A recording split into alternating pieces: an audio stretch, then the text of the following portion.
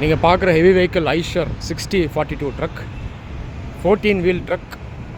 மொத்தம் 5 ஆக்சல் இருக்குது பாருங்கள், 14 வீல்ஸ் இருக்குது. இன்ஜின் ஸ்பெசிஃபிகேஷன் பார்த்தோன்னா 260 HP power, 1000 newton metre torque. இந்த ரெண்டாவது ஆக்சல் ட்வின் ஸ்டியர் ஆக்சல்னு சொல்லுவாங்க.